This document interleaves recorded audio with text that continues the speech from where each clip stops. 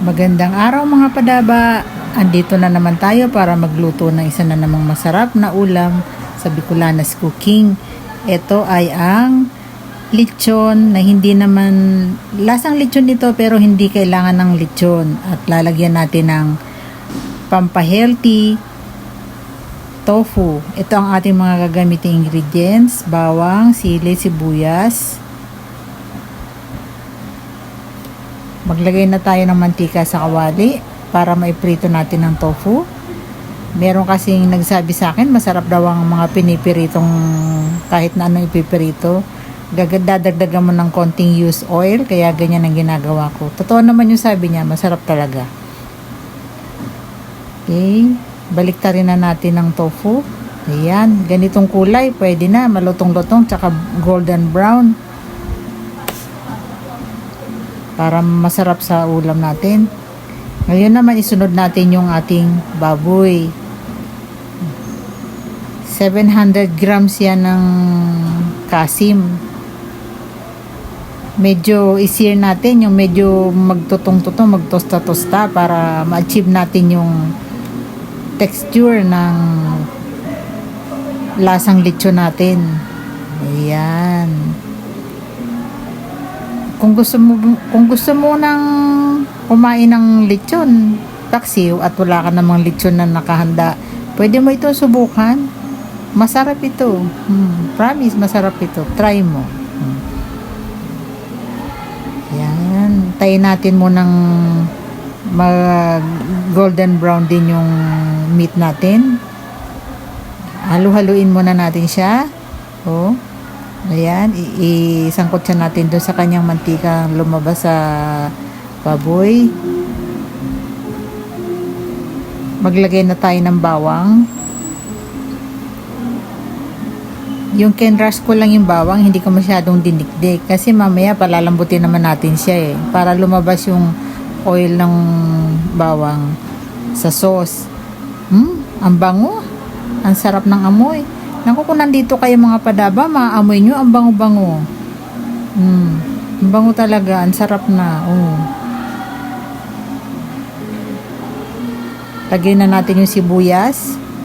Pampalas at pampasarap yan. Pampalinamnam. Yan. Halu-haluin natin na medyo maluto-luto yung sibuyas. Lagyan natin ng asukal. Kasi lechon paksiw yung lasa nating ina-achieve. May manamis-namis, may maasim-asim. Lagyan tayo ng pamintang durog. Lalong bumabango yung niluluto natin, mga padaba. Sama-sama yung mga ricado. Lagyan din natin ng pamintang buo para ma-enhance pa lalo yung lasang gusto natin. Lagay tayo ng toyo. 2 kutsarang toyo para maganda yung kulay tsaka masarap yung lasa. Ayan, haluin natin maigi para ma-absorb ng meat yung lasa ng panimpla at saka yung mga ricado. Ayan, sabi ng nanay ko, kurut-kurutin ko daw yung dahon ng laurel, yung pinakaugat sa gitna ng dahon, kasi para daw yung dahon lumabas yung tunay na bango. Wag lang daw basta ilalagay, kurut-kurutin daw. Ayan, naglagay tayo ng 1 litrong tubig, mainit na tubig na para diretso na yung kulo niyan. Takpan muna natin, pakuluan natin siya ng 30 minutes hanggang lumambot. Ito, tingnan natin kung lumambot na ba siya after ng 30 minutes.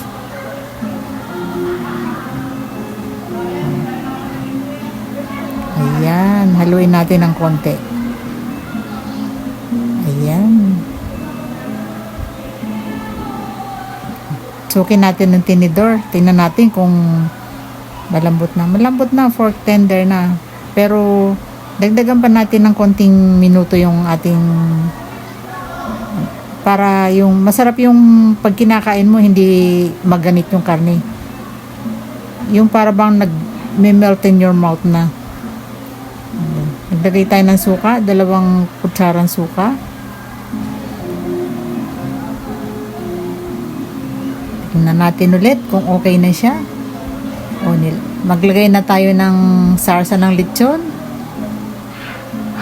para ma-achieve natin yung ating paksiw na lechon na lasa. Sarap. Kulang ng konti ng asukal, dagdag tayo ng konti.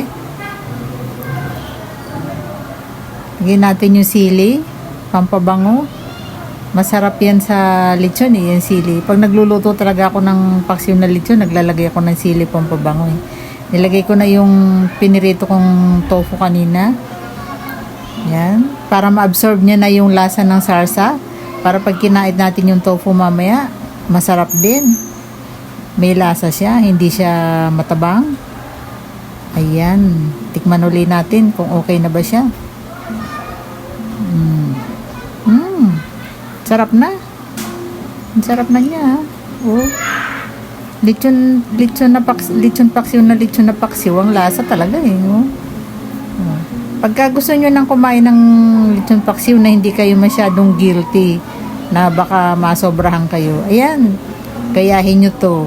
Lagyan nyo ng piniritong tofu. Takpan uli natin konting minuto. Ayan. Ayan na. Eto na. Luto na ang ating lechon paksiw na may tofu. Diba? Kuha tayo ng tofu. Kuha din tayo ng karne. Para lahat matikman natin kung okay ba. Swak ba ang kombinasyon nila? Ayan. Thai sauce. Tikman natin tong pork. Ayan.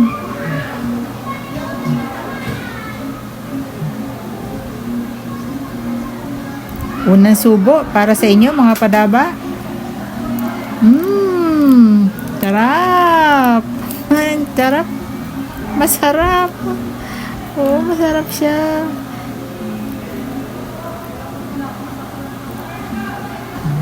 Tofu naman. Tikman natin yung tofu. Kung masarap ba siya, ilagay sa ano.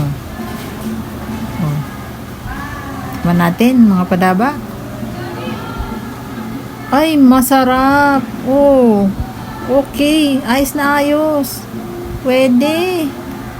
Luto na kayo nito, mga padaba. Try nyo to, masarap.